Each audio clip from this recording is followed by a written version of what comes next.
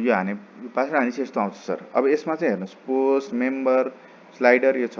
यसमा हामीले चाहिँ वेबसाइट हेरेर है, वेबसाइट हेर्नु होला।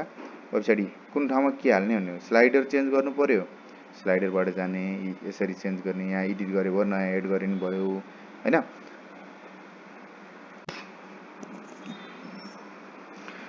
अब हेर्नुहोस् सर यो सबै इनेबल गरिदिएको छु मैले अहिले चाहिँ।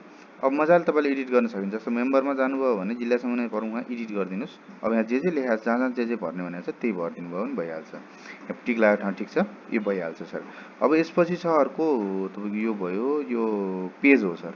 यसको चाहिँ दैलेख जिल्लाको संक्षिप्त परिचय भन्ने पेज भन्ने हुन्छ सर। हेर्नुहोस् है, पेज हेर्नुहोस्, दैलेख जिल्लाको संक्षिप्त परिचय। यसलाई एडिट गर्नुहोस्, यहाँ केही थप्नु पर्यो लेख्नुहोस्। मैले पुरानोबाट अलिअलि तानेर हालिदिएको छु, यही अनुसारै हाल्नु होला है। यो तरिका यो भयो, यो चेन्ज गर्ने। अब त्यसपछि ताजा पोस्टहरू तपाईँले जे पोस्ट गर्नुभयो त्यो आइहाल्छ।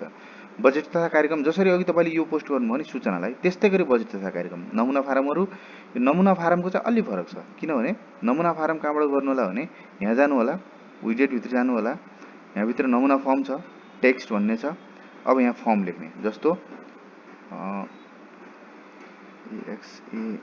EXAMPLE गर्नु होला। अनि यहाँ के गर्नु होला भने एड मिडिया गर्नु होला। अब यसको छ, यसको लिङ्क कपी गर्नु होला।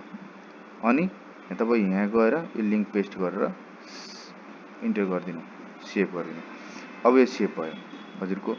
अब यस्तै गरी अर्को गराउनु पऱ्यो भने इन्टर हान्ने, फेरि लेख्ने, फेरि लिङ्क क्रिएट गर्ने, यहाँ हाल्ने, सेभ गरिदिने, त्यति भए पुग्छ। तपाईँको यो तरिका हो नमुना फर्म हाल्नेको। अब हेर्नुहोस् है, नमुना फर्म चाहिँ तपाईँको यहाँ डिस्प्ले हुन्छ। यसमा डिस्प्ले भयो, यो वाइटमा भएको रहेछ। म वाइट चाहिँ मिलाइदिन्छु होइन, टेक्स्ट वाइट ओके, म त्यो अहिले मिलाइदिन्छु। अब यो यसरी चाहिँ हामी फर्महरू राख्न सक्छौँ। अर्को छ तपाईँको नमुना फर्म पछि खरिद, यो आफै आउँछ, पिल्सार पनि आफै आउँछ। यिनी भनेका यो सबै चेन्ज गर्ने भनेको तपाईँको यसबाट हो। यहाँ हेर्नुहोस्, यहाँ लिएको छ, यहाँबाट चेन्ज गर्नु होला। खुरुखुरु चेन्ज गरिदिनु भयो भने भइहाल्छ। यो सिधै चेन्ज गर्न बित्तिकै आइहाल्छ सर।